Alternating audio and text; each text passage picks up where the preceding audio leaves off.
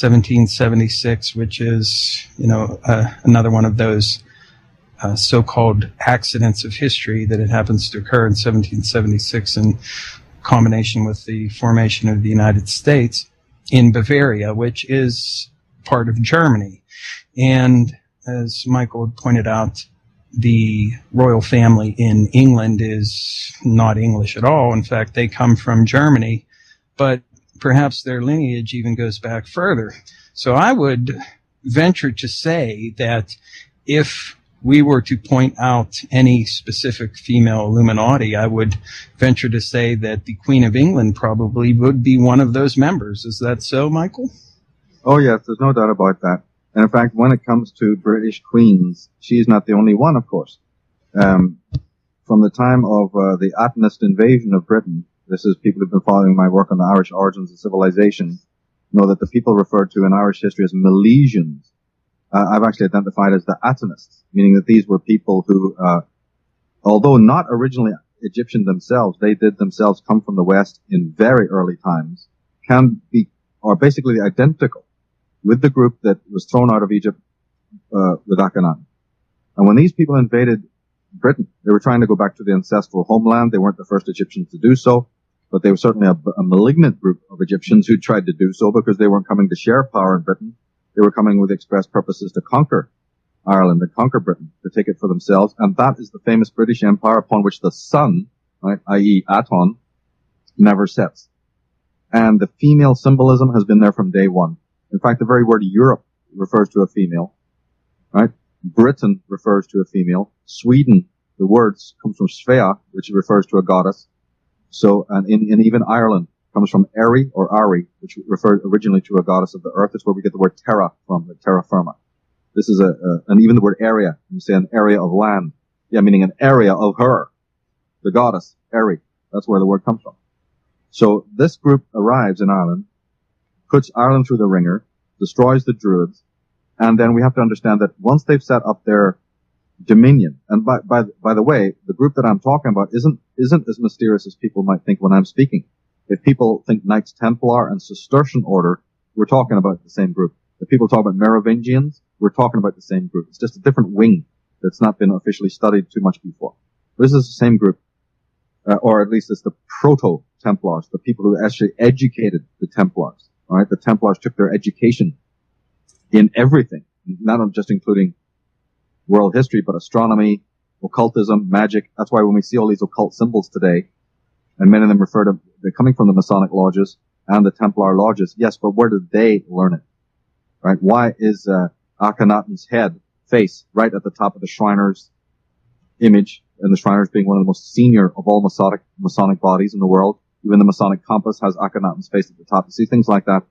So when this group took over England, took over Britain, and the Druids was wiped out, these guys didn't just have kings in place down through the centuries, and we're talking perhaps about 500 years BC onwards.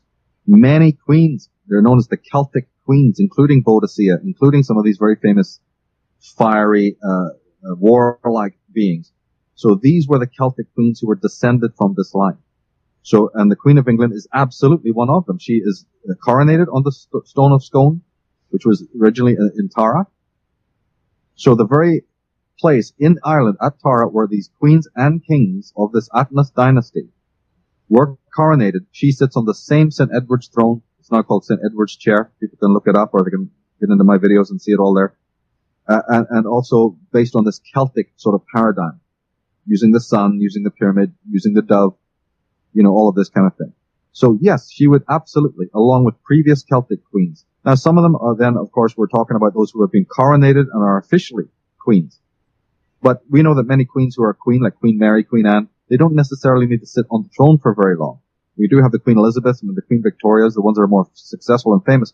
But we have many princesses. We have many dowageresses. Right? Over in France, we have the same story. And then my question has always been, well, yeah, and we also have that, but we also have the mothers and the wives and the sisters of the Godfrey de Bouillons, and the tyrants of the world, the Hugh de Payens and these popes. Aren't they born from a mother? It wasn't Alexander the Third, and wasn't Pope Pius and Gregory the Seventh and all these tyrants. Weren't they born from mothers? What kind of moral sensibility did these mothers, sisters, and wives install in their male children and husbands? Not a lot, if we look at the chronology of history. So why has it been there for? So my work is merely doing nothing more than saying, can we now bring them into the frame? Can we widen the angle so that we can actually bring into the frame, put on the theater stage here, put in the Mugs Gallery, some of these women? I mean, if you watch the Queen's coronation, you will see that on the balcony, there they are. All the female, no males, just the female, her female, the family dynasty members are presiding over her coronation. Many of the other symbols that are used in the coronation are actually of a feminine, a female point of view. So the group that I'm talking about and looking into uncovering is not a large group. By no means are they large. But power does not need to always be necessarily in the hands of a majority. A very highly empowered, extremely revered group that I now am convinced is the top of the pyramid, that removed capstone. I am more and more starting to realize and think that it is alien. That was number one. This female Illuminati goes into the alien connection because this is where it started, long before the rise of Egypt or Ireland or whatever. It goes back to prehistoric days. But we can no longer rule out that women, because the book of Enoch and the book of Genesis and the book of Exodus not only mentions Eve and Lilith. I mean, we got a reams of questions just about them alone. But we've got reams of questions then, because remember, those two figures were rescripted from earlier Babylonian Sumerian goddess figures like Astarte and Ishtar and Ashtaroth and who. So we're already opening up a door. And when you start studying the symbolism that these people used, these goddesses, it was attributed to their temples and to their worship. It's not just the crescent moon, but you have the 8-pointed star and you have the 6-pointed star and what have you, and many other symbols besides. And that's what my work will go into, is a deep look at the symbolism that is used by this group. We start noticing those same images on the Masonic and Templar symbols in the plazas of the world, in the temples of the world, in the universities of the world, in the floor plans of the world. Whole cities are designed. Why don't people go and look at the design of Arlington Cemetery? Why don't they go and look at the design of the Pentagon? Why don't they go and look at the design of the Oval Office? You see, but many people have written on this without the keys of decipherment.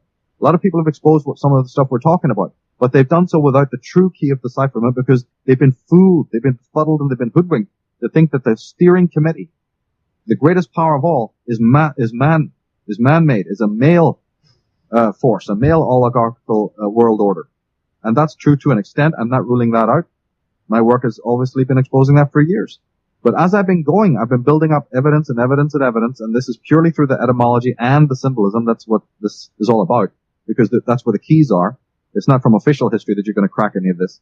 It is only in the true decipherment of certain symbols and certain etymology, the words that lead you to the door of this. And by God, it is fascinating.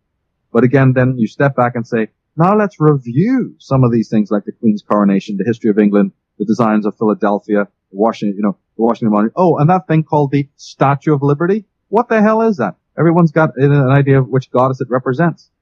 And so we look at that. Why is she sitting on a gigantic star? What do we got this female thing here for anyway? Why was America born under 4th of July, 1776, a female sign, the female sign of Cancer? Why was the inauguration of the United States of America, the signings of the declarations and what have you, done when the star Sirius, which has always been related to the goddess Isis, period. And then we find that the second dates, this was brought up by David Overson in his fantastic book, The Secret Architecture of Our Nation's Capital, even though he admits he hasn't the faintest idea why any of this is going on. But his research discovered that the other star that's involved is in Virgo. Spica, in Virgo. Virgo, the most ancient symbol of the goddess, the Virgin Mary, going back to Ishtar again, going back to Isis again, going back to every single goddess of antiquity. And America just happens to be the second, and some people even say the most important occult birthday of America was in the sign of Virgo. And I got questions about that. What the hell is going on? And then you look around and you see the symbols everywhere. And so, I'm cutting stuff in brief, of course, but we're going to go into an elaborate examination of the existence of this group, whose origin, I believe, started in pre-Diluvian times, during the first alien invasion, when there was a colonization of Atlantis and the rise of civilization, so-called. And the thing that really launched me, the thing that I could never, ever, ever, ever get out and never can. And I've checked all the translations. I've looked at all of different footnotes. And yet in Genesis, in the book of Jasher, in the book of Baruch, in the apocryphal literature, in the Dead Sea Scrolls, and certainly in the book of Enoch, every time it talks about the fallen angels in whatever kind of way that they're portrayed, there are certain nuances, obviously, but in every instance in which they say that these beings took wives from the earth, never once is there a sign or a statement saying, and those women resisted, and those women fought for dear life, and the men rose up of the world to fight the evil ones. A handful of Nephilim can just come here, seize the women of the world, have children by them, and this one little forensic clue. Are we meant to be that dumb? Well, the world basically has ignored this point. But nowhere does it say that there was resistance. Well, then I say then there's room at least for speculation to say, then could it in fact have been a collusion, a willful collusion? Is that what we're reading here between the lines? I think there's plenty of evidence to portray, especially when mythology is loaded with these femme fatales and what have you, these vampires and the whole history of the female temptress from Salome to Lilith to you name it, to Eve.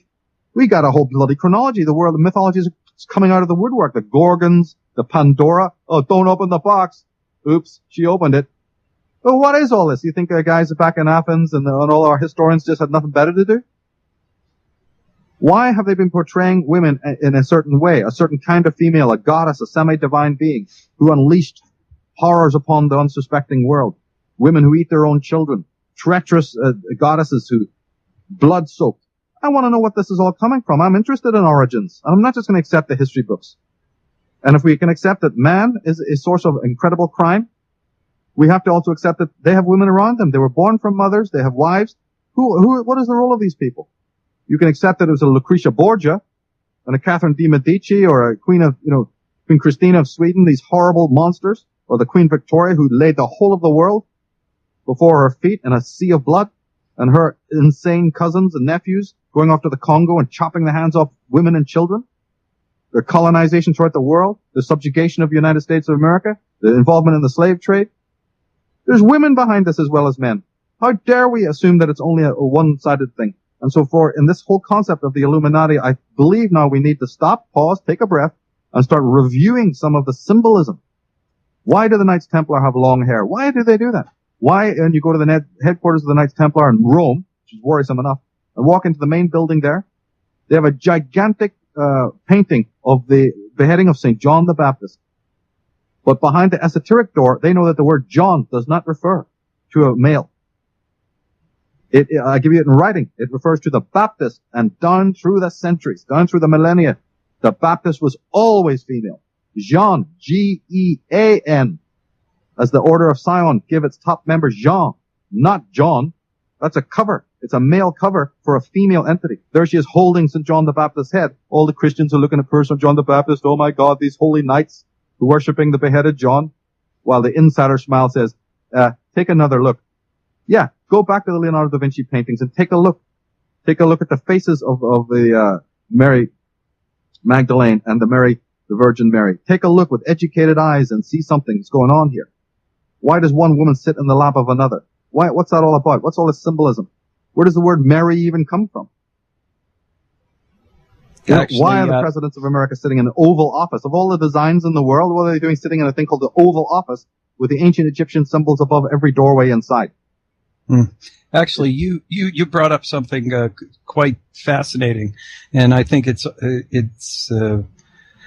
could be, if in fact you're correct, it could be one of the greatest scams in the history of the world by the promotion of the atheist to largely paternalistic, man-dominated supposed society that we've had throughout the ages, with the so-called suppression of the feminine and the lost feminine principle, and even when you look at secret societies and all of these other orders, religion, of course, all of the major religions are atheist and paternalistic and male-dominated.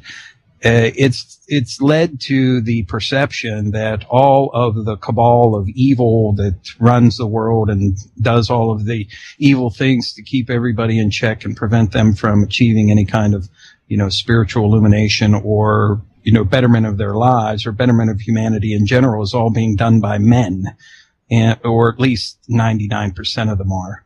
It may well, just because it's carried out by men. See, there's a term that the British government not the British government, the British royals use a term, I've spoken about it so many times before, called exon. It's actually the same as your gas company over there, EXXON. An exon is a messenger of the court, somewhat like a page. A page is the next one down. But the exon is the one who carries out the will of the court. So what we see when we see these orbs that have a masculine persona on front of it, or these Knights Templar, even though they're winking out of the corner of their eye with their long hair and all the other symbolism, like we've just been talking about, the Grail legend and all that stuff, and the serpent symbol. People will see this when I get into this. But the thing is that, although it has the front, those are just exons. They carry out the muscular work, because you don't send armies of women to go and conquer the Congo, because you're going to be wiped out. You don't go and seize Soviet Russia. You don't send armies of women anywhere. So you send armies of men. The muscle is required to go and do the dirty work. But that does not mean that it is ultimately conceived only by men. And that's what I'm trying to get through to people, is that we need to stop and maybe review it. Maybe I'm wrong. Maybe it turns out again that I'm completely wrong, and we're back to, where we used to be before. But I believe that in this kind of movement of study, it is always necessary to go back to the mind of the beginner and start looking again. And I believe I've done that, and I believe I can make a very, very strong case for it. We're working on the information now. It should be out in a very short time. And then people can look at my work and they can dismiss it as if they feel like, or they can start again to notice it. What is Columbia Pictures logo all about? Once we decode the symbols. I've often said that many of the symbols that are put in front of us are, based on the zodiac, but people are only familiar with the 12 famous signs. There's 88 other signs up there, many of them to do with the female principle.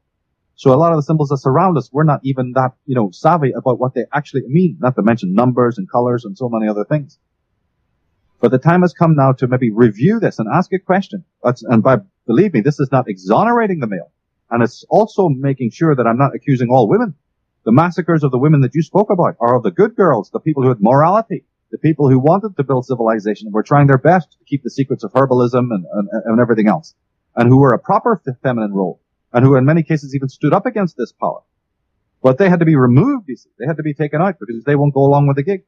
And so as many males were slaughtered, so this force also rose up against the Wicca, against the ancient shaman and the wise women, who they knew had to be defeated and got out of the way. So there's been genocides and all that. It's the same message I have to Jews. I'm not against you Jews. I'm against Zionists, and you need to be against them too. Well, there's no difference in that, saying that the Zionists are as much a threat to every average Jew as they are against every Gentile. And the Jews and the Gentiles need to get together to wipe out this pestilence and then start cohabiting side by side in a normal way, worshipping religions as they feel like. That can be handled. But get rid of these secret brotherhoods. It's no different than I'm talking to the women of the world. It is your chance now to get on board this, make a research of your own female this lineage of these very devilish, evil creatures, and dip into the mythology again. Not in some new agey goddess way where goddesses dripping with gore are suddenly lionized as being something important. No, I'm not telling you to forget the catalogue of male crime against you. But if that male crime against you has a historical precedent, then I'm afraid when you come into the court of law, you have to see the other side of the coin. You can no longer go around just bashing male crime historically, which I'm not saying didn't happen. It did occur. By God, it did. But the thing is that crime creates crime. What would have happened if in prehistoric days, removed from the documents of history, the black pages of the Black Book of History, a crime perpetrated by women was of such horror, such unimaginable horror and cruelty, that it not only gave rise in the mythological and fictional tradition, and even biblical and all these other, as we said, religious traditions of the temptress, but it also left a lingering, shall we say, animosity or dread against the power of the female. And this is where the sorceress idea comes in, because it's not magic, it was misuse of technology. You only need to watch an old Star Trek to know this. When some vastly, greater, smarter body of aliens beams them up to a planet, and they're running around in the domestic stuff, not realizing that they're like little pawns on a game. There's one episode where Captain Kirk is alone on the ship, and he meets this interesting, enchanting girl that's running around the ship, and there's only he and her alone. He doesn't know they're all looking down on you, and you're playing their little game. Well, this is what we're talking about. There are higher intelligences that have manipulated world history, and it's time to start twigging how they work, and they work in very fascinating ways. And therefore, I believe that it could be, I'm not saying it is, but it could be the idea that a crime of such unimaginable proportions created a dread and then a hostility. Because I do not see any other reason in history for the male hostility against women, but I certainly can see it if you factor in this idea. Then it makes perfect sense in any court of the law. Any female now who is very up on the history of the male crime, and they should be, but they now need to take a next step and question, is that crime itself born out of a hostility of the female? And I'm not saying that's a remedy, that's a stupid thing. But it's based in ignorance because of what womankind had done to her brothers in ancient times. I believe there is enough evidence to at least let us first up periscope and maybe consider this fact, because there's no other reason. Simple Freudian jealousy and what men are born of mother. Why would they hate the mother, the womb from which they come? Other theories which I've studied through and through do not fit. They do not fit. They fit to a degree, but they do not answer the absolute crimes that women has sustained under man. And therefore we have to look then, we've got to go deeper and deeper and deeper and you have to be rational. If some answer is not giving it, if you're looking in the official texts, or if you're looking for, you're doing what everyone wants to do. You're doing what is approved. But the answers are not there. Then like any great scholar, you've got to go, I have to dig deeper. Please open another door. Please unchain this book. Open this gate. I'm not getting my answer. And that's what I've done. I'm not satisfied with the answers that are normally handed by people of very, very low understanding of world history. I'm not happy with it. And I believe that I have come upon the answer. And so this is, in one sense, if you take it as the carry on of my symbolic work, or even the work that I've done with my Atlantis book, a fulfillment of over 10 to 12 years of writing and work. Absolutely. And you have a great catalog. And just once again, I'd like to remind everybody that Michael Tsarion's website is michaeltsarion.com or simply mtsar.com. And there you can get links to all of his material, in a vast array of different research that he has done over the years. So I highly recommend it, that everybody go there and check it out. But I wanted to throw a couple things out to you, Michael. First of all, number one, as you pointed out, and as the point that I was trying to make, and I think you elaborated on quite well, is that there may be a very strong woman leadership element behind some of the more egregious things that have happened over the course of history, and they have hidden behind the patriarchy that is put out in front as being supposedly the power elite. And it's always to men that everybody looks to as being, that's one of the guys that's in charge, and he's the one that makes the orders. And it may be that there may be very powerful women hiding behind the patriarchy, and it could be a perfect cover for them. And it really makes a lot of sense when you think about it. The other thing is, England itself, Great Britain, seems to be a kind of anomaly in a certain sense, to me anyway, and maybe you've found something different, but during the course of its history, it has had a significant number of women monarchs, as opposed to most other royalty around the world, who seem to have largely been male-dominated. And I wondered if you thought that England itself had some kind of special place in this whole scheme. Oh, undoubtedly. And again, the history of that is in the prehistoric times. The history of England is not starting at 1066, the Battle of Hastings. It goes back 1,000 years BC with the overtaking of these Egyptians. And by the way, the Irish and Scottish Chronicles tell you about it. Their dates are off, but that's again propagandist, because who wrote those was the monks. But there are many other sources that clearly tell you, no doubt about it, that Scotland and Ireland, before Scotland was named after Akhenaten's daughter, Scotia, her name was S-C-O-T-A or S-C-O-T-I-A, Scotia, and that was a name that actually just simply meant that she was of the Scythians. She was a Scythian. This is a very important group of people that I write about in the Irish Origins book in my work, a very ancient group of wizards and warlocks, very powerful people. They gave rise to many of the dynasties They're very similar to the Phoenicians in one sense, but one group of them was corrupt. This is a group that ended up in Egypt, and then, as I say, made their way back. And most of the Bible is the telling, especially the Old Testament, is the actual telling of that tale, but in extremely cryptic language. You have to know how to decode the Old Testament, because that's what the story is really about, is this group and its events and its actions, which has been allegoricized into all of this movement of the races and what have you, the movement of the chosen ones and the chosen people and all of this, the Moses story and all the rest of it. And even, in fact, the Garden of Eden story, again, is very much part of this. This is actually an Egyptian, Sumerian, Babylonian tale. But then you come to England, and then that's where this group took over England, as I say, from about 1000 BC, but it took them time, of course, to destroy the Druids. It took time for them to actually seize the real power, both in a physical, they wanted the minerals, they wanted the land, and they had a lot of work to do to suppress the previous hegemony that existed there, which was a very pure and powerful one, but it stood in opposition to them, you see. So the story of the coming of the Atenists is an immediate one of war, because they found that the people in Ireland were against them. And so they had bloody war there.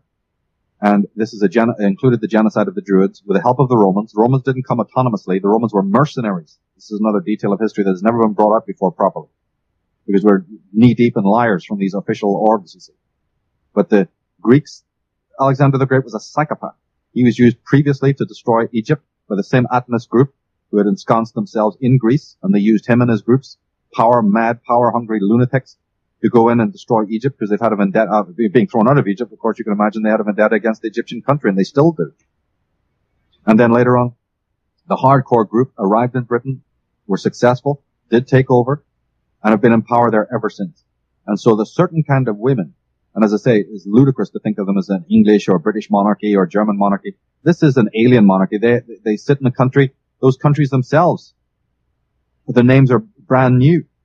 You know, there wasn't even a Germany before the Holy Roman Empire. It wasn't even such a term.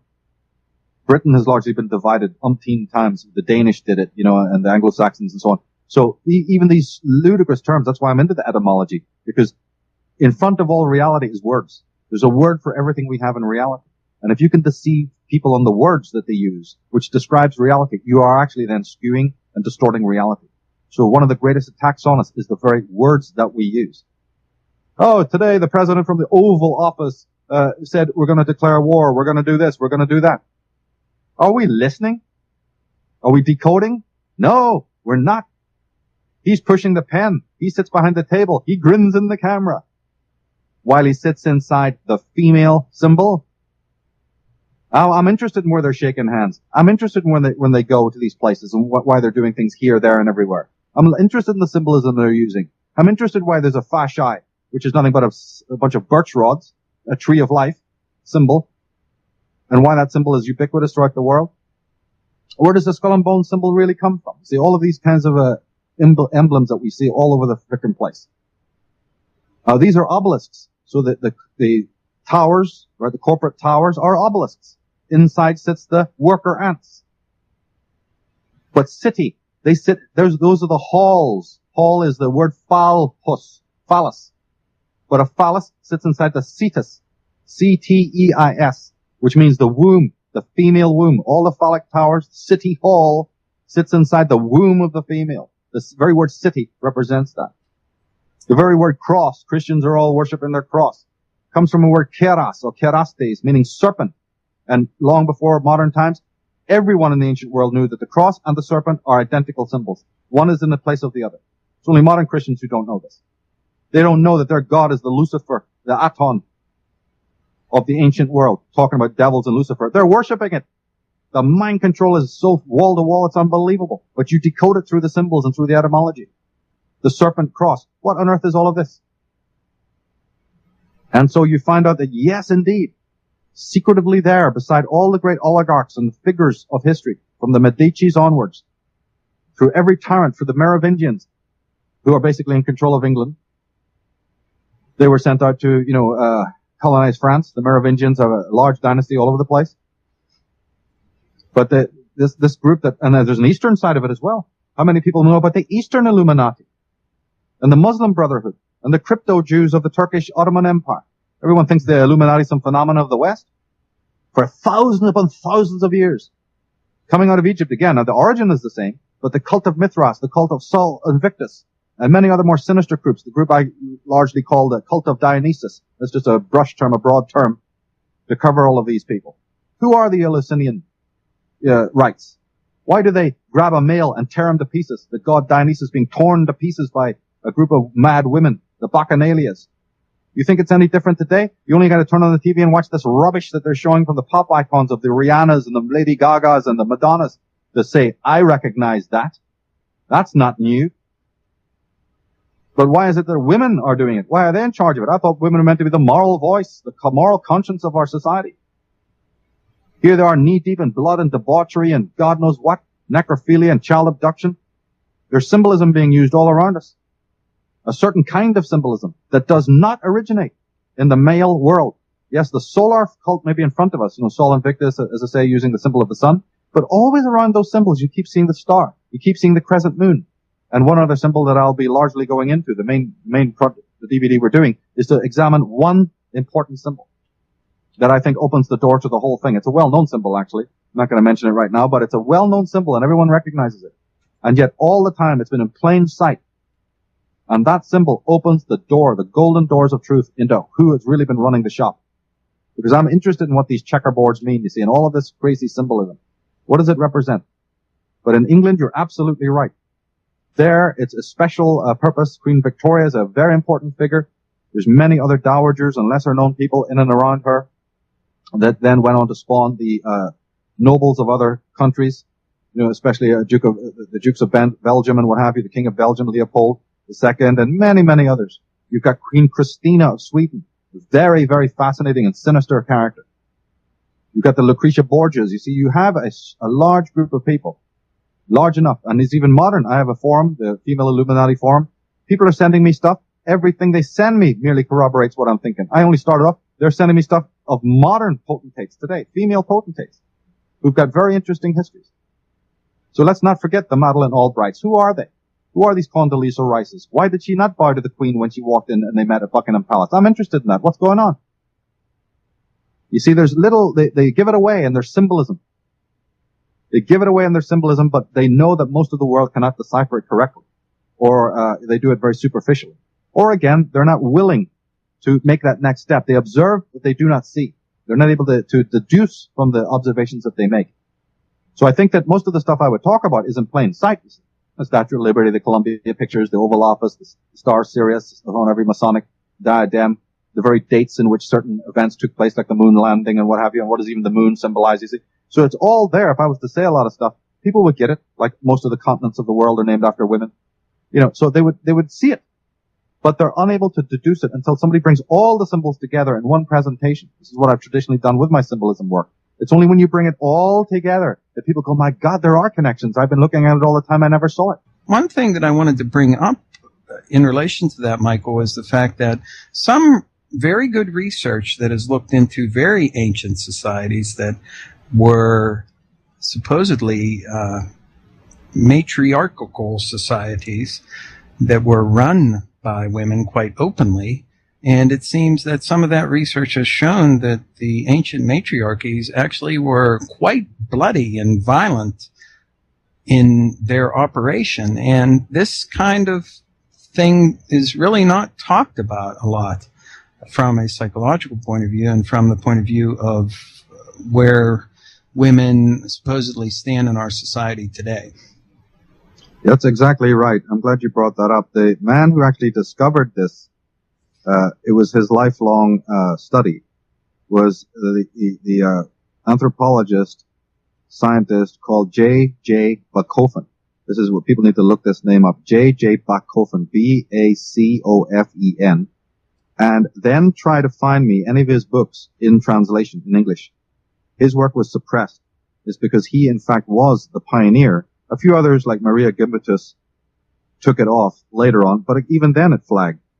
And then the last thing that you have is Joseph Campbell, the famous American scholar, making brief allusions to it, nothing in depth, although he refers to J.J. Bachofen's work and also laments that the work is not properly translated.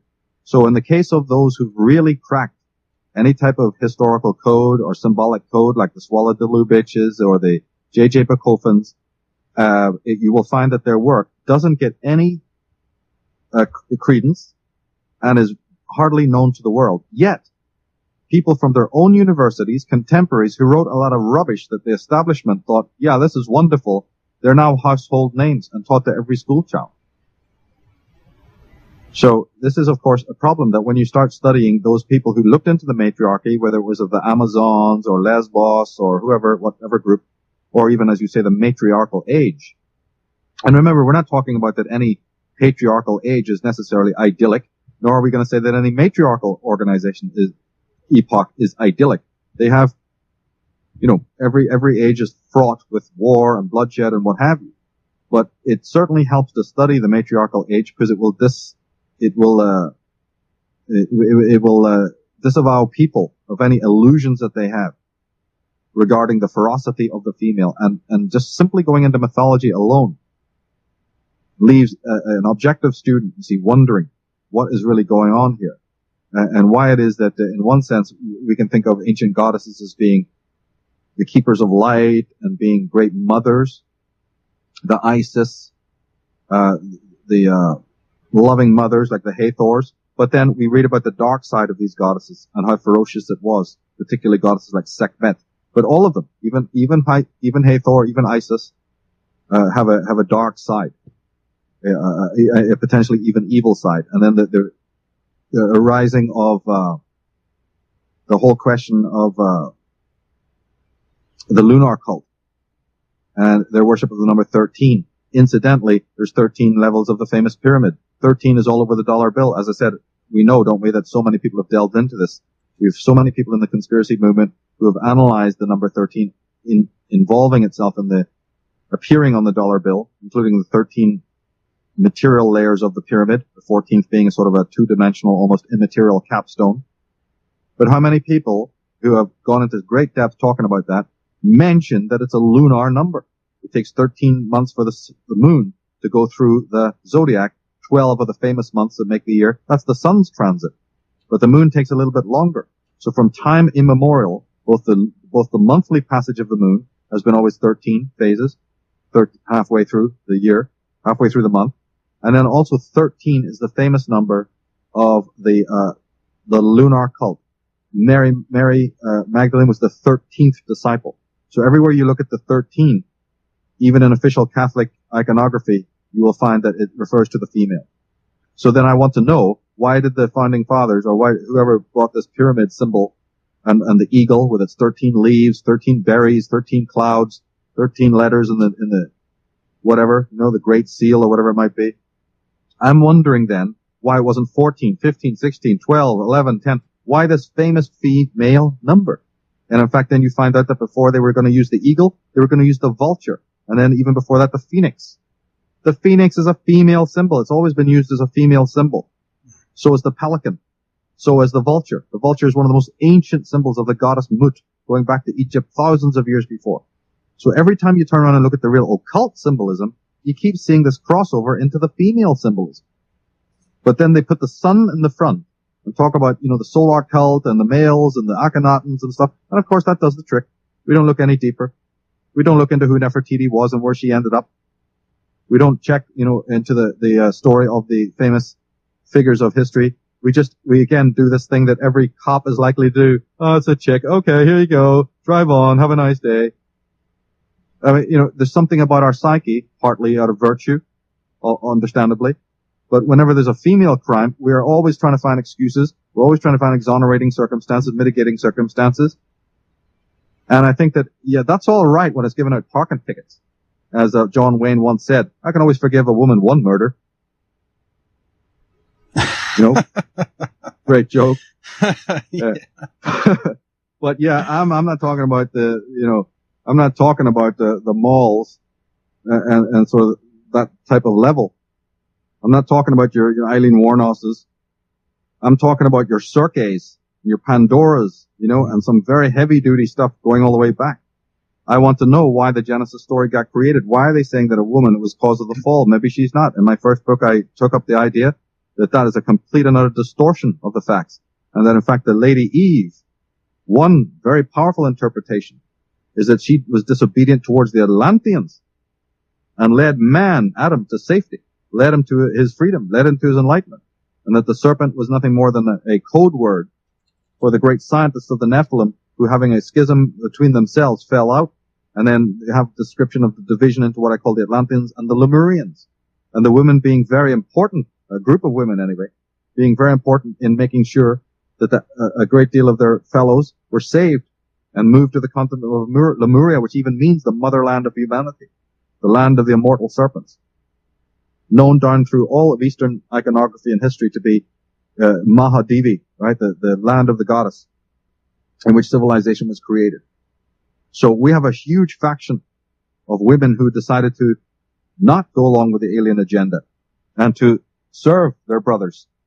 And we have these women talked about very heavily in the Celtic and the Irish legends, Celtic and pre-Celtic.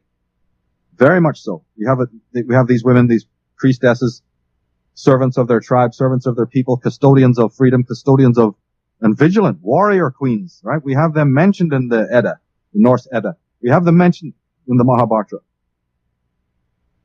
You know, and how they even trained their children, how they even brought up their kids, trained their children to be champions of their people.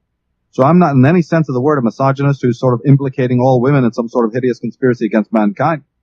Never will I allow anyone to be so crude as to try and silence me with that old one. That's a dead horse. We're looking in the occult, not official histories of the world.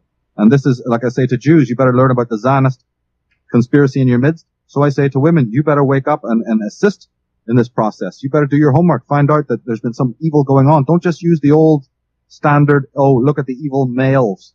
You may be committing a moral crime by doing that. You may be creating a historical model. You may be making a deep affront to truth by constantly blaming men for the crimes that have been done towards you. What happens if there's something more sinister?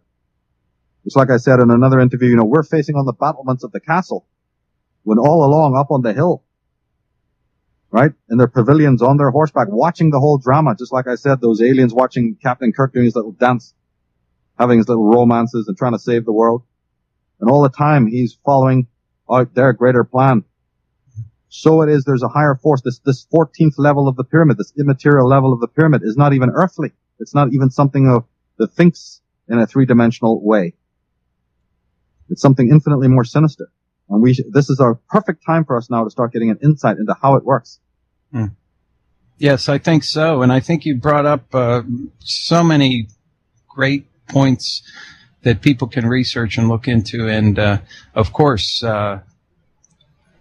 also with a great deal of looking forward to your work on the female Illuminati, because the fact that we've seen in our society in particular, but everywhere around the world, there also seems to be a certain, psychological condition placed on women to a certain extent where they are seen as the quote-unquote fairer sex, and that they occupy a certain psychological position and role and what have you. And I think that it's very important that we could also look at the research that you're doing into the female that may be behind some of the ruling classes and the people running the show, that could also be behind a lot of the negative pressure that's placed on women and the negative psychological drama that goes into women's lives. And that can be used as a powerful tool to help women as well. And it could be a positive thing, the type of research you're looking into in helping women today realize that a lot of things that they are struggling under from a psychological point of view may ultimately come from something that has been done against them. And that's that right. They may be able to work that out in some fashion by coming to terms with that and realizing that it's not a natural state for them to be in, i.e. powerless or being in relationships with men who abuse them and things of this nature, which seem to be so very common, in our society, that they may be put into those positions because of pressures from outside that have so ingrained themselves in our culture just by the rulers the people behind the scene, the Illuminati, if you want to call them that are behind the scenes, who are driving history and the driving force behind world events and culture and the formation of states and all of that. And it may be a very powerful force for good as well. And one thing too that you brought up, which is a very important point for people to keep in mind, and that is the fact that there seems to be this sense of people having blinders on when it comes to looking at issues like this. When you see so many researchers who get involved in the study of alternative history and the type of things that you study, Michael, and that you have brought forward in all of your great works, there are very little women involved in this field. That's one thing. The second thing is that there seems to be little emphasis being placed in any sense on women by people within this research community. And the other thing is that the blinders keep that aspect out, but also there is this idea that everything is in the West. It's all Western. There's nothing, I mean, the East might as well not even exist as far as any of this research goes, because people don't even spend the time to look into the ancient history of the East, into ancient China and India and the whole of Southeast Asia, the whole of Russia, even for that matter. You know, there's so much there that needs to be looked into, that needs to be brought to light to understand this whole phenomenon on a global scale. We can't just be limited in looking here in the West and think that all the answers are going to be found there. Or even looking at a thing out of fear. People now are being forced, not because they want to. Part of that blinkers you're talking about is because people only even start to even look at this information, not because they want to, but because they have to. If the world that they're living in doesn't make sense anymore, this conspiracy stuff is now on the table, so they go and browse it, they learn a few lines, they read some labels, but they're not in love with the facts, they're not in love with truth. All they want to spend their time is debunking those people who are doing this arduous work. But when it comes to America, you see, yeah, America is a study in itself. In a way, you can say, okay, say if somebody doesn't want to study the other parts of the world, or the histories of other lands, then the study of America alone, when it's just done from the right point of view, though, it opens a lot of doors, especially if you're into the occult stuff, like the symbolism and the etymology and some of the other interesting, fascinating points. I mean, wasn't there originally 13 states in America, I think, in the very beginning? Yes. Yeah. See, things like that. And of course, on the top of the Capitol as well is another very famous statue that no one really talks about very much, and that's Minerva, who is on top of the Capitol building in Washington, D.C. There's all kinds of incredibly profound feminine symbolism within Washington, D.C., but this, of course, goes all across the country as well. So that's a good point you made. I forgot about that one. That's right. It's either Persephone and there's Minerva. And Minerva, of course, is what? The Illuminati highest degree is Minerval. Minerva and the owl. The owl in the dollar bill, the little microscopic owl, that is the goddess Minerva that's worshipped at the Bohemian Grove. So there's an anecdote we were alluding to before. Everywhere you turn, you just keep running into this female symbolism. That people talk about the owl this, the owl that. Yeah, but what is the owl a symbol of? It's the symbol of the goddess Minerva. She was known as Sulis in the Anglo-Saxon in Britain, right? That turns up in movies. Then we find out that this Minerva was literally one of the highest degrees of the Bavarian Illuminati. The tutelary symbol of the Illuminati was a female goddess. Hello. Absolutely. And when you look at, even when you look at religion, when you look at the foundation of any of the patriarchal either religions or politics, whatever, there is always a feminine representation somewhere to be found. And secret societies, as you pointed out quite rightly, in all the lodges of Freemasonry, in all of these secret societies, there are always very prominent feminine symbolism. And I'd say it would probably be impossible for you to find a strictly Atenist, total patriarchy society anywhere that is devoid of this, because it has penetrated itself into every area. And that's Well, I was just going to say that's another thing that supports your contention, I think. Yes, and don't we know that even one symbol I used to notice a lot was the symbol of the black sun? Yes. Like the nighttime sun. I mean, are these guys Atnist or are they not? This is to confuse me. So why are they using this black sun now? All makes sense when you understand that behind every light is the hidden light, right? They even call it in Freemasonry the lost light. And what does light do? It blinds us. So when you put the male in front, when you put the male god in front, you have got people bamboozled and bright. That's why the pyramid, the top of it, is beaming with light. All their symbols have light emanating. We all go, oh, that's really holy. That's like a halo. No, that is mind control. That is you being, your eyes burned out. That's you being frazzled. That's being you bedazzled, which is what Lucifer does. That's what Aton is all about. So you can't see the truth. They don't hide the truth. They just blind you. And you can't see them. They're hidden behind the bright light, as any burglar, any thief, any smart, cunning adversary knows how to do. If you darken somebody, your eyes will get used to it. But if you keep flashing bright light in their eyes, well, then you're constantly in a state of blindness. And that's how they work psychologically. And this black light, or this lost light, the sisterhood, as I now refer to it, I believe is behind that. And the fact that it happens to be, somewhat, controversial because you're talking about, it could be a female, to me is largely, immaterial. I'm just interested in discovering tyranny. I don't care if it has a male face or a female face. That is secondary to me. I'm not chasing the controversy like some, cheap journalist trying to write a book and sort of get this fame that he's talking about the women control the world crap. To me, this is not something that's, is going to be of interest to the mainstream media or anything like that. I am not interested. I'm looking for a criminal. I'm looking for a criminal syndicate, a very ancient and powerful one that's been that operates, as I've said so many times in my work before, on a psychic level. And I'm interested to know where that trail leads. And so much of the symbolism, even the symbolism of going through the labyrinth in order to find enlightenment, the labyrinth is nothing more than a female symbol of the womb, Ariadne's thread, right? The whole womb symbol of the maze, even the word maze and labyrinth comes from labes, the organs of the female womb, right? There's so many symbols of the axe. You see the fasciae. Yeah, but the axe used to be a double-bladed axe.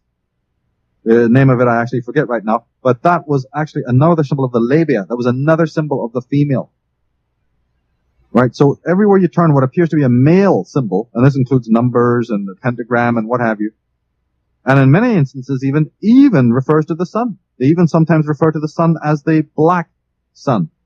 In fact, even the astrological symbol for a sun is a circle with a dot in the middle. That's like a female breast.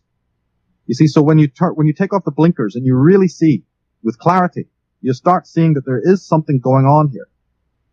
There's something unusual going in here. The female box, Pandora's box. The lion and the lady and the lion, which is the Britannia symbolism, and all the rest of it. Why is the Queen of England given an emerald and a sapphire? Blue and, I think it's a ruby and a sapphire, so it's blue and red, the same colors you see on the American flag and on the British heraldry, the red, white, and blue. Where do those symbols come from? Why are they so sacred? Why wasn't an emerald involved or a diamond? Why only these two colors? Why are they on the British flag? What's all the symbolism about? Why are all the Celtic kings buried in a mound, which represented the womb or the breast of the mother? Why are all the Egyptian sarcophaguses showing the goddess Nuth inside? So when you lay the lid over a dead body, a mummy, it was the mother goddess. So we have both a very positive stereotype, it's not stereotype, but archetype of the female being the virgin mother, the nurturer. And at the other side, it's not Michael Thorne dreaming it up. This is mythology. This is history telling you that you have the dark side of the female, the dark, sinister, malicious, treacherous side. This now needs to be addressed in a new way. And if it is in fact that treacherous and that sinister, then how come it could not be in control of the world order? Especially when hasn't it even been revealed quite recently by certain scholars that the very EU flag of those 12 stars is known to be the 12 stars above the head of Mother Mary? They've meant that, not me, but they've mentioned this so many times. This is people who are not even remotely interested in the occult history of anything, but they've even deduced that this is a Vatican symbol of the Virgin Mary and the 12 stars there. Well, you got something very similar on the American dollar bill. And yes, it does represent the Virgin Mary. You're damn right. But who does she represent? Who does she come from? What's the Statue of Liberty? What are those thorns in her? What's that crown of 7? Who does that relate to a goddess? If so, whom? And if so, why? Why are the Nine Sisters Lodge, Grand Orient Freemasonry, which Benjamin Franklin and the Marquis de Lafayette, are all members of these French Grand Orient lodges, one of them called Nine Sisters Lodge. And these are the very people donating to America the Statue of Liberty. People with degrees coming out of universities haven't the faintest idea that there's an unofficial history. Their teachers don't have an idea. And these are individuals who, because they've got this piece of paper from some university, actually imagine they know anything about history, are usually very pompous and self-righteous and opinionated. And none of this is of any use. We do get that, of course, even within this movement. People are not as open-minded as one would wish. But you certainly get it in the academic world. And therefore, they're incapable of blending together science, meta-science, occultism, mystery religions, as you said, the symbolism. This is why this stuff distinguishes the alternative research community. It distinguishes the open-mindedness, the ability to be able to take pieces from everywhere and find the inherent. It's actually how the brain works anyway. So you're doing something that's a lot more organically true. And and of course, not to mention the fact that, as I've mentioned many times before, you actually are on the scent of a very elusive and extremely cunning predator who's made sure to cover their tracks. They've left many loopholes, but they're a sinister breed who have made sure that you're not going to find it so easy to, discover their criminal history. So you have to go. It's not, they haven't just written it down. I agree. And I think that when it comes to history, every day I'm convinced more and more that history, as we've been taught, as is officially known, is bunk. And you will not find that kind of mentality out of traditional learning institutions or amongst the so-called experts in the field. They think that once something is published within an academic journal or in a book somewhere, that it's a fact and it's widely known and accepted. But I'm honest enough to know and agree and say that I really don't know all that much about what the true history of this world, of mankind, of even this country is. And every day I'm reminded of it a little bit more. The more that yes, but hooking on to what you just said, that that it's largely bunk, is in itself a massive step forward. So even though a person may be a little humbled by the fact that they, have to do a lot of homework or whatever, in a way that's, necessary, but it's secondary to the idea that you finally have come, or the human race has come to the point where they are now aware that the official, establishment line, and I don't care what it is, the story of the Civil War, the War of Independence, slavery, the story of, Britain, the story of the Boer War or the Nazi period. I don't care what it is. Once people, which is happening now, are becoming very, very disenchanted. And they're gaining slowly a skill to be able to see the inconsistencies. This is a skill I've had all my life. And I'm glad to see that now people are starting to notice that when they watch some show or they listen to a teacher at school or they open an official book, they are more quickly than ever before in history, able to spot the inconsistencies. This doesn't ring true, or this guy says one thing on one page and then he's sort of dramatically contradicting himself on the other page. And what's going on here? Or people will just be feeling disenchanted with the incredible hubris, because you talk about some academic work there. What happens if one of those academic books happens actually you hit the bestseller tables? Look at the hubris, look at the arrogance that this paradigm, where it's a Darwinian or medical or whatever, the official line, then these officialdoms, they're not just writing their books in a university and have it published. They have the entire media network. They've got every radio show, every mainstream radio show and television program and documentaries and $1 million budgets to go now and bamboozle people, befuddle the hell out of people with millions of dollars behind it of all these spurious lies about individuals, about movements, about events of history and so on. And so yes, deconstructing that is a monumental work that is very difficult to do, and one needs to be ready to meet a lot of world resistance. There's me talking about the occult history of Ireland. Have you any idea what that causes you when you try to debunk the official history that's been handed to every school kid there about the Catholic and Protestant conflict, the IRA, or anything like that, just within an Irish context, trying to teach people the difference. There's another history of Ireland that goes on, not just in ancient times, but in modern times. A sinister type of a history, etiology, is incredibly, difficult because it opens you to so much flack from other people, let alone Americans who are trying to do the same thing about the goings on in their land.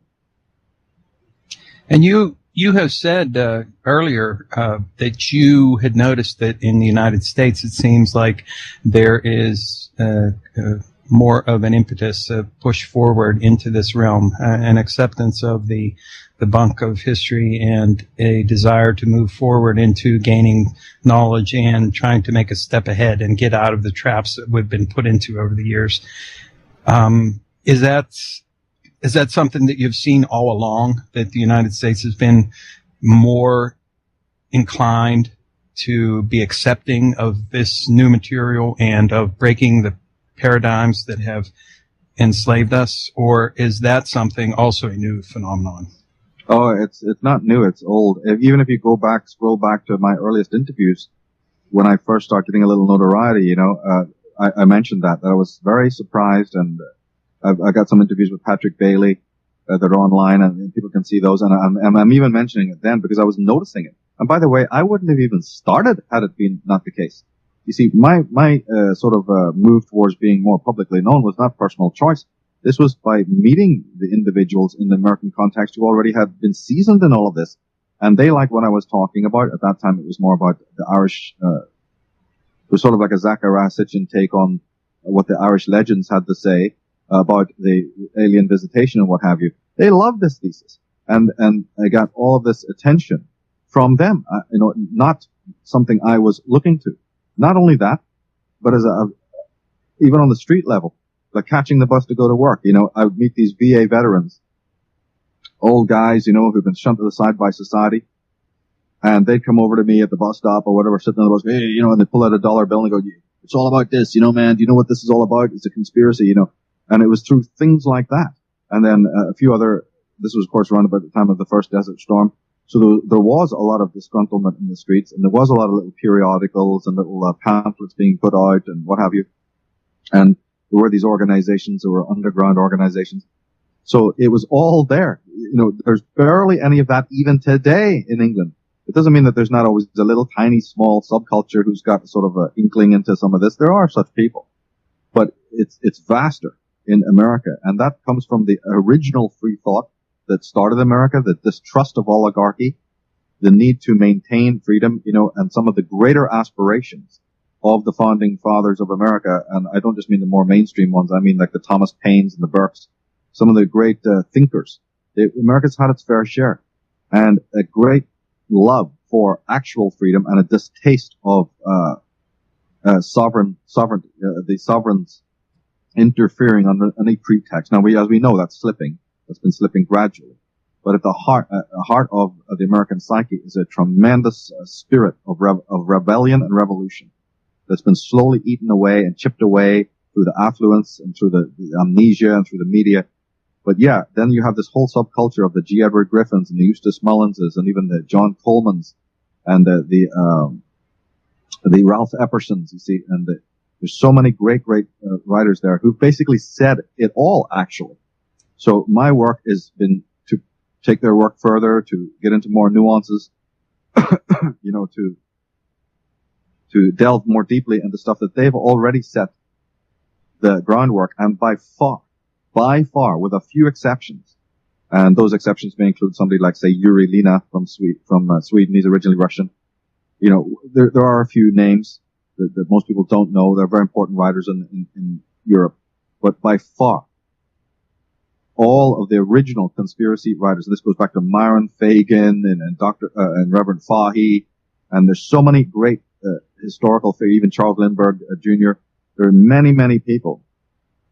Charles Lindbergh, the famous aviator, his father was on radio back in years gone by in the 1940s and 50s, on radio, actually publicly exposing the conspiracy.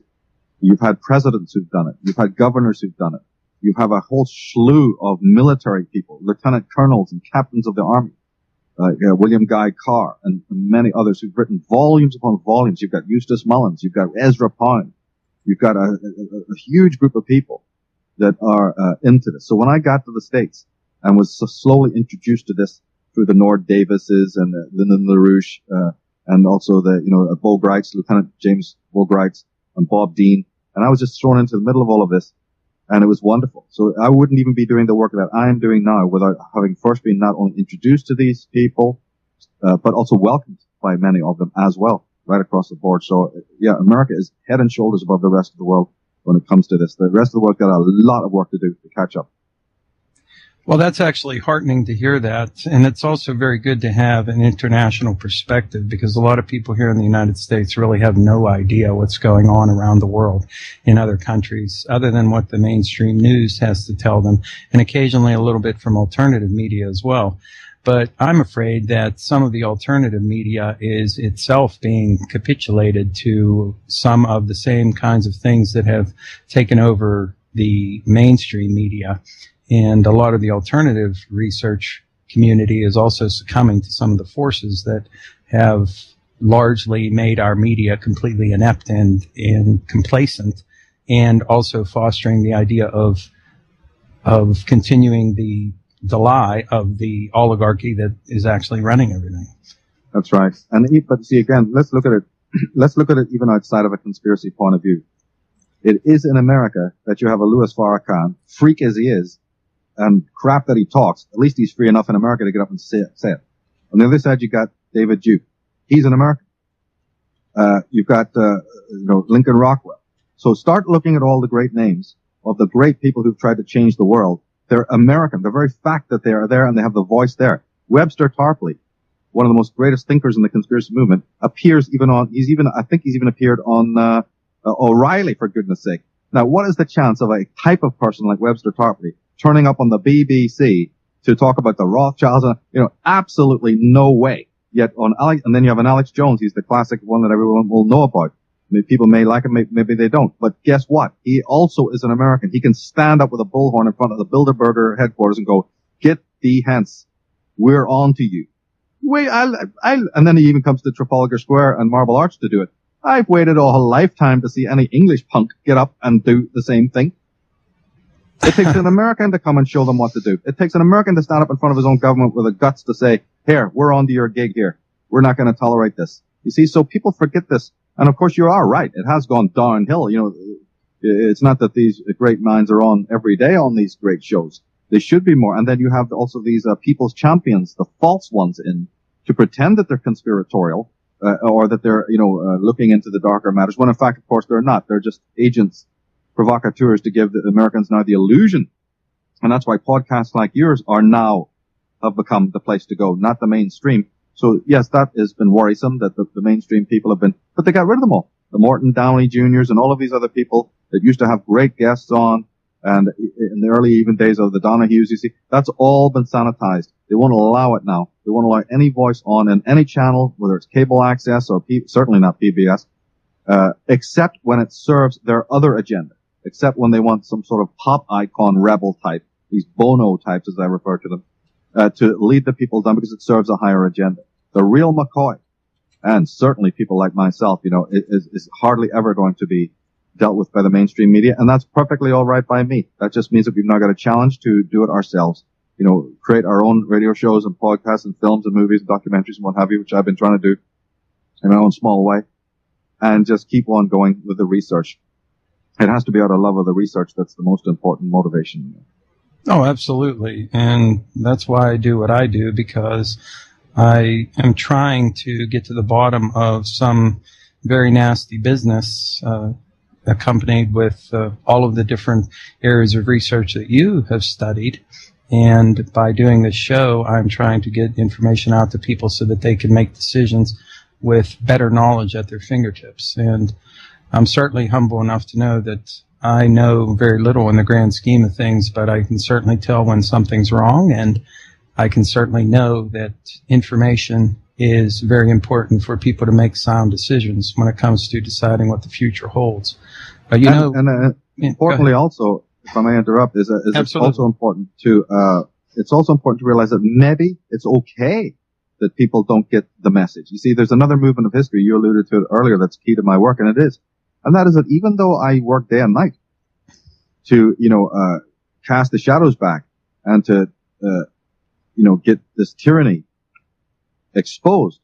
However, I also never assume that I am the greatest teacher.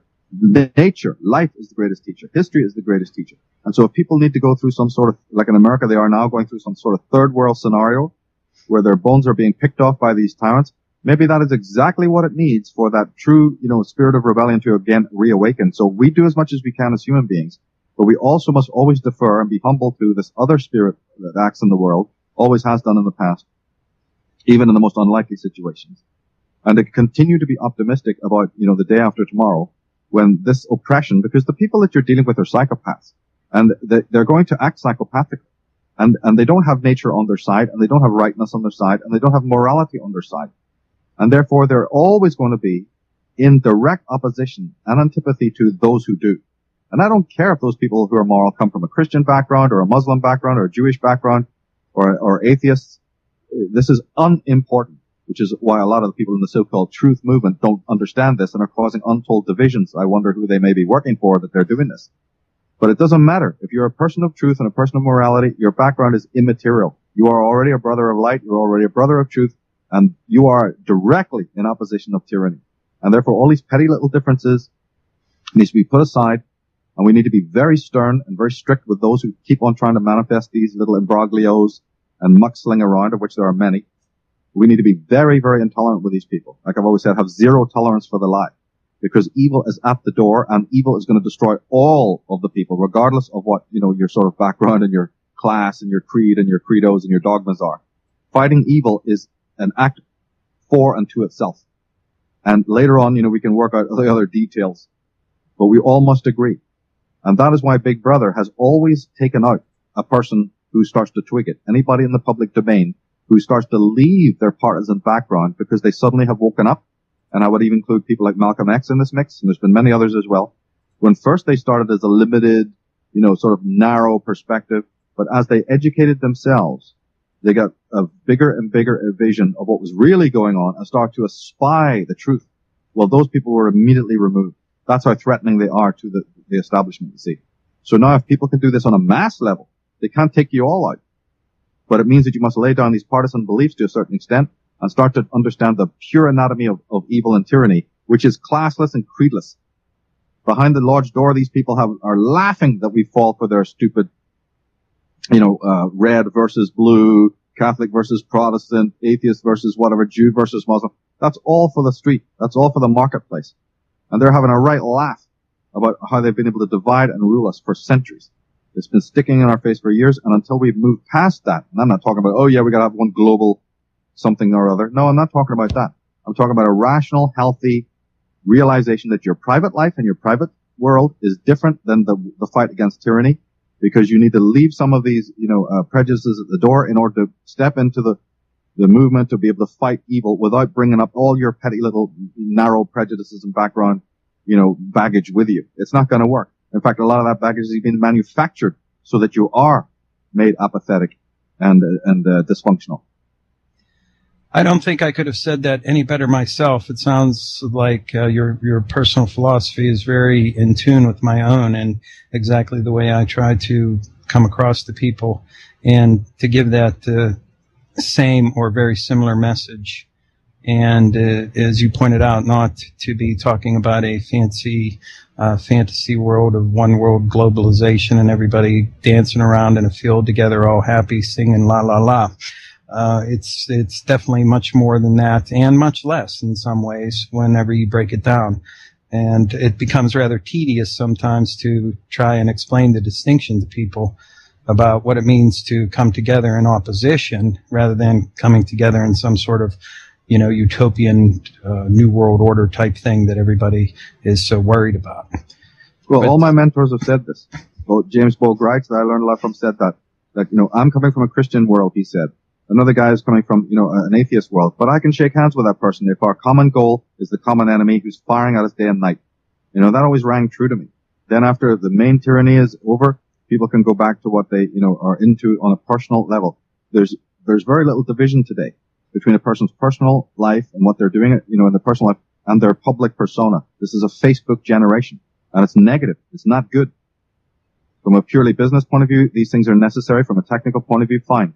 But what it does on a psychological level is allow us spilling over. In fact, one could even say by the introduction of the internet, this has caused this. It's one of the downsides of this, where we have this global, media but it means that people now just want to spew every little pathetic detail of their lives. And that gets in the way of fighting the greater evil, which is the main cause for to bring masses of people together. We're not here, to talk about your cat's broken leg. We're here to talk about, universal evil. So people are using these mediums to just for ego reasons and to just show off their own personal sort of peccadillos and their so-called opinions. And we didn't have that right to do that in public when we were with people who'd been shouted down. If you were an idiot, you'd have been shouted down by your peer groups right there in physical 3D form. But you get on the internet and, everybody's just going to chuckle and listen to what you have to say. But what this does is it creates a lot of noise. And this noise, this static, is what Big Brother is hoping for. That's why they're not that worried, because they know that for every new invention that actually could threaten them, there's also, if they know how to manipulate it correctly, a downside that will, again, the wheel will get stuck in the rut. And that's what the danger is. The danger is not so much the weapons that they throw at us, it's what we ourselves do. The loss of vision, the listening to imbeciles, you see, the wasting of time, the label reading, and ultimately this noise, this static, which is being caused with the cacophony, the parliament of voices, in which the true logic disappears. And then it becomes sort of a hippiedom. It'll be nothing more than the 60s where everything goes, everybody says everything, and there's no hierarchy of understanding anymore. There's no recognition of who the true thinkers are, and let's listen to these people deeply and let's study what they're doing. It's just, this big cacophony, this big Dionysian cacophony, which is exactly how the so-called movement in the 60s got destroyed. If one analyzes it, you'll see that. And the true voices that were within it never got heard. Yes, and of course, looking at it from a psychological point of view as well, as you rightly pointed out, people have to be able to put aside their own personal prejudices and the very minor things that come to dominate their lives in various ways, whether it be work, family, the various and multiple things that people have to deal with on a day-to-day basis. And what we end up finding, Michael, is that the people who are in power in the world, they use our own psychology against us by fostering those very types of personal prejudices and keeping people focused on very small and inconsequential issues. And what you've pointed out, in saying about Bogreitz talking about he's a Christian, but he can shake hands with and be united with someone from another faith if they're focused on the enemy. And that's something also that I try to get people to understand in some fashion, that they foster, and I say they, the nebulous they foster the idea that blacks are against whites and that, immigration, people coming from other countries are no good and that it's about class warfare and it's about racial issues. It's about all of these other things, but that's just being used as a psychological tool against people to keep these groups from coming together, to realize that there is a power elite, there is a group in charge that is trying to run an agenda on everybody, and we're all victims of that. And the real journey starts when you realize that this is the stuff that you've mentioned isn't invented recently in the 20th century. You can actually start to identify this cabal. One of the ways to actually even discover their existence is by looking at how they've done this for centuries, how they've gone in, now a good lot of people who've been awake and understand that very powerful oligarchs and even very powerful wealthy Jews were behind 9/11. We find out that the American government is behind Al-Qaeda and Taliban. You see, these are revolutionary discoveries that many, many centuries ago you would never have had revelations. Now even almost the ordinary Joe knows this, or at least has access to the information that's the case. The same thing goes about, we're making headwards into people have understood that the Trotskys and the Lenins and the creation of the Bolshevik Revolution, why were these guys sent from the Bronx, New York, over to England, over to Russia? You see, so we've got that. We've got that Hitler might have been a British agent. We've got that the Irish conflict, as I said, again, might not be what it appears to be on paper. We've got the fact that the Illuminati, they're not anti-royalist, like all the media says, and like all the most researchers talk about. Or we've discovered that the Egyptian Akhenaten isn't the greatest solar king, the Christ before the Christ, like everybody thought, you see. So we're now in the most incredible era. But what you do is you track back to find out how this divide and rule policy works. And you go back down through history and you find out, the Boer War, the Bolshevik Revolution, the rise of Nazism, and you start discovering how they use the same pattern, the creation of Israel, the creation of the Zionists. Who are they? Where did they come from? Why is Israel and Jew and Zionist, why are they using terms that never was even used to describe these people before the 1800s? Do we smell a rat there? What's going on? Is this propaganda? And it's the same thing that now the America has to continue this process. Why was the Eastern Europe, not Eastern Europe, the whole of Europe, handed over by the so-called allies to the communists? Well, I mean, I thought we were fighting the fascists. We get rid of them, and now we have the whole of Europe divided into the Eastern Bloc. The so-called Cold War begins, and now we have terrorism again. And then we find out that those same terrorists are funded by the same people that are meant to be against them. You see, this is the first time that people are not going to have an insight where their ludicrous stuff that they've learned from the colleges and the newspapers simply doesn't hold up.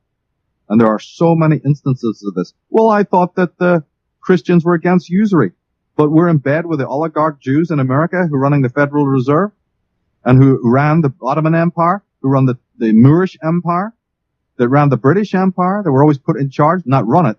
It's the royals that are always at the top. This is another huge mistake that people make.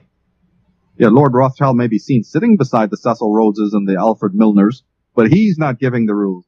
He's not giving the orders. They're giving him the orders. And then they say that if you carry these orders out, because they've used the Jews as lackeys for years, these oligarchs. There's people writing book after book after book trying to tell you that these Rothschilds control the Buckingham Palace. Where on earth did you get that idea? It is completely the reverse and always has been, and anyone who tells you different is wrong. And then I thought that, Protestant Christian America, on the paper, as everyone will tell you, are meant to be absolutely against usury. Their Jesus Christ was against usury, overthrew the money changers, right? And yet here you have the biggest money changers running the shop. Christians are forbidden to have usury. In fact, I think even Muslims are forbidden to have it. But suddenly you're in bed with those who've made a lifelong, historically known as the usurers. How can that be? So there again, we've got a question mark. So it's about looking at all of these question marks and inconsistencies, which is what I have done in my personal life. Right back in day one in Ireland, I was looking at things in a very vague way, I might say, but also wondering, well, wait a minute, all these killings that just happened, these weird ritual murders that happened in the 1970s, these horrible mutilations and killings of these young men. Yeah, like me and all the rest of the community is thinking, when are they going to find this 300 monster, this horrible Bela Lugosi who's stalking the gardens and stalking the parks? And then when you find out, oh no, they've discovered who it was. It's the richest oligarchs in the British government at the time. I believe it was a conservative government. Right. Let me sit around for 10 years trying to explain that now. And then later on you find out that the IRA is created by extremely wealthy oligarchs in the Republic, because the Republic of Ireland isn't just Irish men living there. Some of the most wealthy British Illuminati families have been living there since the time of Queen Elizabeth I, by the way, including the Shaftesburys and the Cecils and the Guinness. The Guinness clan is basically a wing of the Cecil clan. A huge Illuminati family, secret intelligence, British intelligence, owning huge tracts of land there. Yeah, well, these people were being threatened by the official IRA, you see, who was more of a left-wing body, who, working on the principles of people like James Connolly, might have really, really threatened the rich oligarchs. In fact, they were going to do it, they were doing it. And therefore, they had to immediately create a faux IRA, a full Republican movement, to replace that one that was the real danger. And there's one anecdote I'm telling you that you can see across the whole world, the creation of Bolshevism, the creation of Hitlerism, right? The creation of the communists in the Eastern Bloc and even in the Asian theater.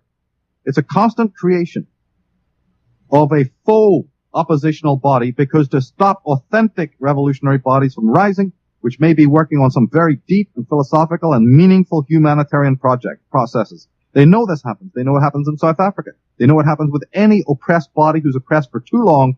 Then true revolutionaries are going to arise. But then what you've got to do is you've got to assassinate those people, or you at least have to create full orders which they might be stupid enough to join, an order filled with British agents and intelligence officers. And foolishly these young men go and join these things and talk and speak up and show their passion, only to be later on taken out professionally or even physically, as the case may be. But this is a pattern that these oligarchs have done. So if you know how to look for it, you will see it time and time and time again. And you will start to realize that this whole propagandist thing is exactly what it is. Pure propaganda. One can even look into the history of cinema. How come the entire Jewish moguls run the entire Hollywood situation and all the media in America? Every one of them. Why is that? Well, I'll tell you why it is. Because the real media, the real action of using the media for propaganda purposes, was created in Bolshevik Russia, itself controlled by wealthy Jews, and people like Sergei Eisenstein, who knew how to cut the film and use film for propaganda. So you have Trotsky and Lenin on record saying that through the media is the greatest way to mind control the people. The Americans just picked up on that and duplicated it through the moguls, the Jewish moguls of Hollywood. And so today, if you want to understand why America's in the mess it's in, you have to track back through the cinema and go back to the Sergei Eisensteins and the Trotskys and Lenins of Bolshevik Russia and find out who were they. They weren't Russian. They were themselves part of this huge Zionistic movement, trained in New York, brought over at high expense, even the Canadian government refusing to let them through the border because they said these are known terrorists. And then you have a Roosevelt and other presidents saying, no, you let them through. You let them through. So what is this? This is called sabotage at home is what this is called. This is called having the sheep and wolf clothing right on your doorstep. And so the only way to work it is to discover the ideology, go into study the checks. You know, where does the money go? Who are these people? How could they possibly get going? And to start listening to these great patriots who've always wrote about that, even during the time that it happened. We have people writing essays and books and warning America while it happened. Even people as high up as governors and even in many cases even presidents who warned about this, that this overtaking of some very powerful secret societies was on its way. But that didn't stop. You see, the process of takeover is still going on. We may say it now. It takes the front of neocons, or it changes its face on the surface. But it's the same age-old conspiracy that's been going on now since pretty much the inception of America. And, we can debate about when exactly it happened, what have you. But, it's been going on for as long as America's existed, and it's moving continuously. It hasn't stopped yet. Which means the good news is there's still a chance to chop off its head. As big as this thing gets, it can't get bigger than the people. Nothing can. There's always a chance to turn around and chop it off at the root still. I think it's important for people to be undaunted in their opposition and to move forward with anything positive that they can do. I try to be undaunted, even though I realize that there is a lot of negative pressure against the truth coming out. And I think it's important for people to keep that in mind as well. Michael, we're going to be having a break here in a couple minutes. And I just wanted to point out something very quickly, and that is, you have outlined several different, very important things, and that is the idea of setting up faux opposition groups in order to lure, true revolutionaries into them so that they can cut them off before they get started. And of course, there are countless examples of this same sort of activity happening here in the United States, where you have the FBI infiltrating radical groups and then inciting people into taking action so that they can then be arrested and called terrorists, when in actual fact they've just been, goaded into doing something that perhaps they wouldn't have done by agents in place and things like this. And of course, I would say that we probably have England to thank for the type of thing that is done by the FBI, the CIA, and the various other organizations here in the United States, because the British were masters at this for hundreds of years before we came along. You better believe it. So, we look back to MI6 and all the other things that they've done in England to realize that there's a great history of this type of infiltration and deception operation going on constantly to try to keep the people in line. And you have the very Eagleburgers and the Weinbergers and the Kennedys and many others. I have an article called Weapons of Mass Destruction right on my Michael Tsarion page. Click through to the next, and it'll take you to these articles where I even have the quotes from these people, right? Lackeys of the British Crown. And through the Council on Foreign Relations and the Round Table groups and the Royal Institute of International Affairs and so many other groups, this oligarchical power, not the English people, but the British establishment that preys over Britain. Because again, let's always make it very clear again that there is no such thing as a British royal family any more than there was a Dutch royal family or a Belgian royal family. That's just for the punters. These royal families are onto themselves. They're Stuarts, they're Plantagenets, they're Merovingians. The very fact that they happen to be ensconced because of our ignorance in our countries with our flag, at their gates, doesn't mean that they actually are from that country or have actually any allegiance to the countries, that house them. This is the key. That's why they always talk about being the Duke of this and the Earl of that. they're very loath to give their family names because, my God, a lot of people's, hackles would be up. A lot of questions would be asked when you find out, yeah, who is this Oldenburg? And who are these Mountbattens? Well, those aren't English names. You see, and then you start, this opens the door to a lot of things. And these people swore the destruction of America years ago. And so these Coit Gilmans and the Skull and Bones people, through these orgs, and even some of your earliest prime ministers and presidents over there, not to mention some of the more shadowy characters in the background whose descendants still exist, they are there for the takedown of America. It is the supreme agenda, and they want to do it in a particular way because they want to hand over the bones of America to their lackeys, and they want to make sure that America can ever rise, because America is the last hope of freedom in the world. It always was. It was meant to be that. It was founded on that, and it is that. And so I don't look to any other country in the world to have a faintest idea what's going on. It is only in America that this war will be fought to the death. It's still to come. But from day one, they've put in their Roosevelts and their Woodrow Wilsons and their Trumans, you see, and so many people who actually served Joe Kennedy, all the Kennedy family, were nothing more than agents of the British Crown, trying their best to do the British agenda, you see, and you have them absolutely infested now in almost all the states as well. It used to be they only had, appointments from the federal orgs and maybe occasional university where their ideologists were working. But now, unfortunately, you have them ensconced in even the local state level as well, because people were asleep in California with the affluence and in America and the affluence in general, and just the historical amnesia. America coming out of the Second World War richer than it went in, so there's a certain amount of affluence that put people asleep. Then, as we spoke about earlier, the media propaganda to lambast and take down those who were speaking the truth. You see this happen, like Senator Joe McCarthy is a name that immediately jumps to mind. Ezra Pound is another, who warned and warned and warned, but then the mainstream, the news oracles wouldn't carry their works, wouldn't publish their books. You see, tried to down them, tried to make them look like idiots when they were warning about that the Constitution left the door open for the Federalists and the British system to come creeping back in again, which it did through these orgs. And then all these more recent financial crises, like after Iceland, then we had the debacle in America, that everybody's trying to find out why did that happen. Well, these are all just symptoms of the pus, the filth that's underneath. The whole system is rotten, and therefore it needs to be risen up. And all these orgs, Council on Foreign Relations, the Federal Reserve, the Treasury, all of this needs to be thrown out. And this is another message that's very important as well. Nothing new needs to be invented. I know when people like me speak like this, and others have done it even better than I. But when we speak like this, people have this mist in front of them, this incredible abyss, a frightening abyss. How are we going to do it? What are we going to put in there? How do we put pylons in the ocean? It's terrible. Where can we go? What do you mean, where can we go? The history shows you from Athens onwards. Right, Otto von Bismarck in Germany. We've got the people who've already done it. We only have to read their works and put into play what they have already done. We've got the statesmen. We've got the leaders who've already done it before in times of unbelievable meltdown. We've already got the thinkers. We've already got the economists who can put in new systems right away. We've got the Ayn Rands who spoke about the division between state and economy. That can be done overnight. Where the government bodies, the federal government bodies, do not exist, and they only exist in policing, prosecuting criminals, and defense of the realm. That's it. That's the sole use of government, is defense of the population in case of war, an invasion, which is hardly likely to ever happen. And two, policing in the criminal justice area. But they have no rights in the faith and religion that people believe in. That much, ostensibly, history says has happened. But the thing that has never happened is the division between government and economics. And the moment that happens, we have civilization full blown.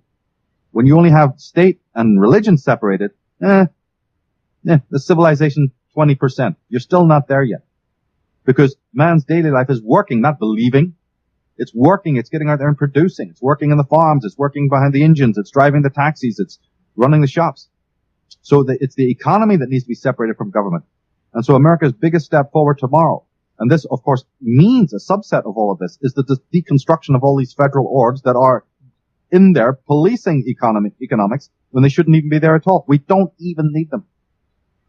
And therefore, America has to make a step forward tomorrow to do this, to not only make sure that they go back to the Articles of Confederation or conceive of some other closing the doors that the Constitution left open. We need to rewrite that, realize how it was written, how the duplicity worked, and making sure we plug it, which there are many scholars. There's the Dr. John Coleman. There's great thinkers and scholars alive today who know how to do this. And there's the literature of the great minds of the past who knew how to design cities and to design infrastructure and economics. For instance, 100% no policy to intervene, which was the original constitutional idea. No interference in the life or the politics of the government or the running of any other country. Complete non-intervention. That got sabotaged at the Bretton Woods Agreement and these other agreements put in by these duplicitous people like Roosevelt and so on, you see. So we need a policy of non-intervention. Deal with our problems at home in the United States. Fix that. Get rid of these federal organizations like the IRS and so on. Clean up the inner house, and then, like it used to be, then the world leaders look to America as a model, like the Tsar of Russia once did. Once you have the healthy environment at home, right? Doesn't mean you don't have squabbles. Doesn't mean you have don't differences. But you have also a common good to get rid of these ancient evil that is now working through corporate structures, of course, working through the federal orgs. But they can be deconstructed overnight by simple voting, by simple act of voting saying, no longer are we going to tolerate this.